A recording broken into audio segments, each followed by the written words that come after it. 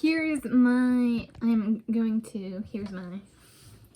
part 2 of my summer 2023 reading list. I'll link to that first announcement video. So I chose 3 books for the summer, legitimately not knowing if I would finish them, and I finished them. So after looking over the bookshelves, going to the library, looking at books there and stuff, I have 5 new editions. So if people just want to do one reading list and the 3 books previously are a bit much, don't worry about this, but this is what I've added to my list, whether I finish or not. There's now, summer ends 23 September 2023, and it's 24 July 2023, so it's a little under 2 months. But I read the first ones in less than a month.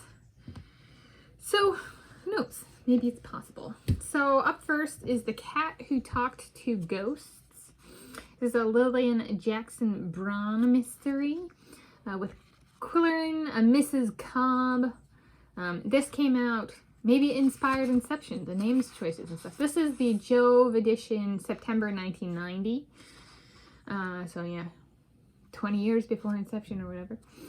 And I have read this one before. I'll put this is paperback. I'll put the ISBN, author name, the book name, author name, and edition information in the video description. So this is the first one. Second one is another of the Cat Who series. So The Cat Who Saw Red.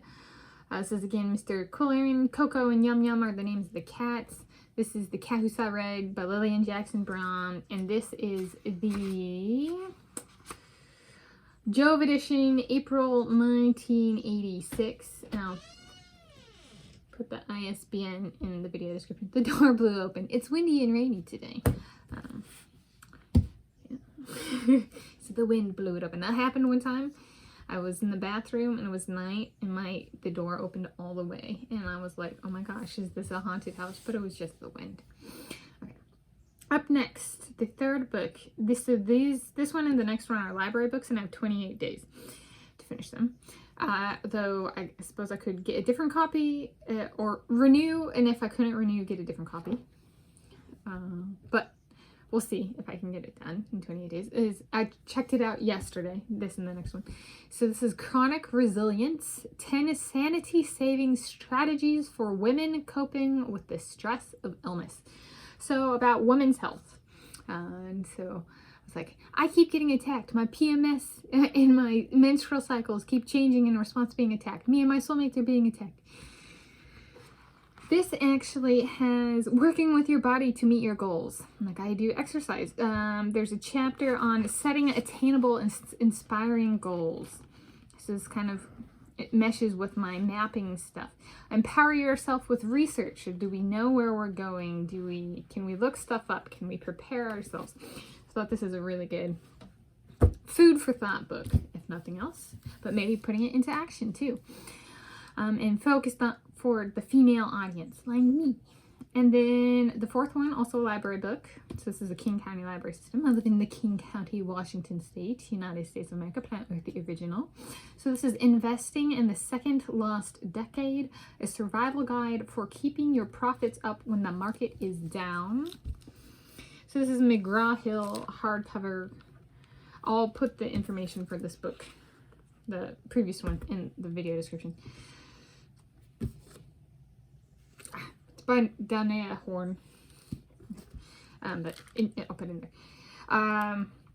So this is about recessions and kind of people not being as forthcoming with investing.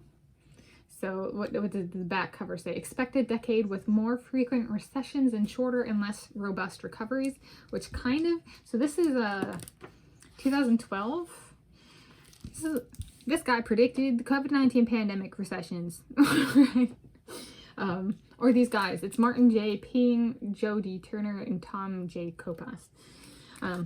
But does this carry to other things moving forward as well? In a general, if one always assumes people are going to be ready and willing to invest, that's kind of flawed logic. Like, that's not how reality works. So maybe they have a really flawed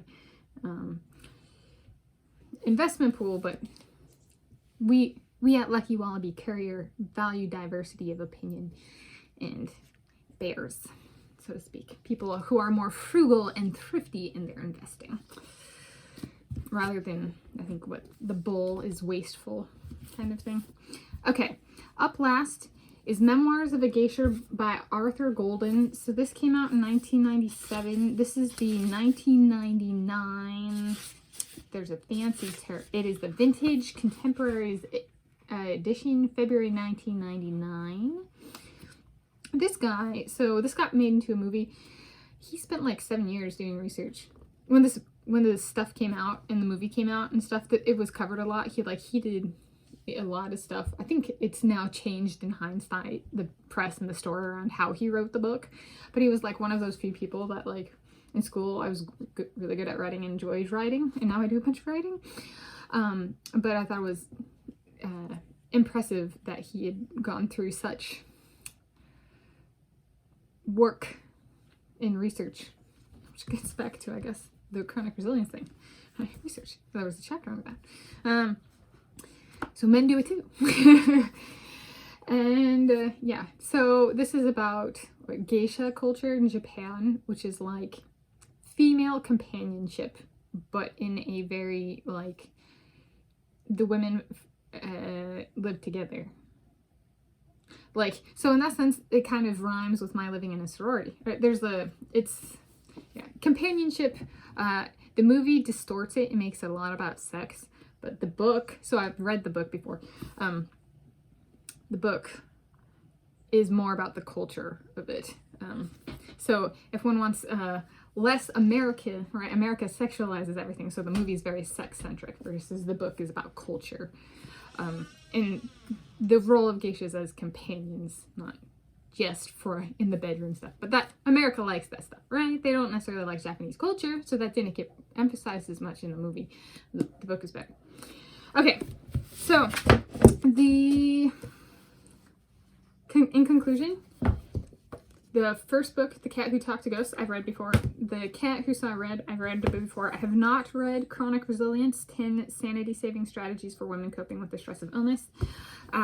Investing in the Second Lost Decade, a survival guide to keeping your profits up when the market is down. So that is, I have not read that. And then I have read Memoirs of a Geisha.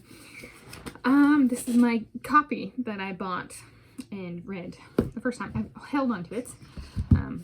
And anything else. I will see about notes videos for each one. I might not, it might be more of like my reading schedule for each, but we shall see.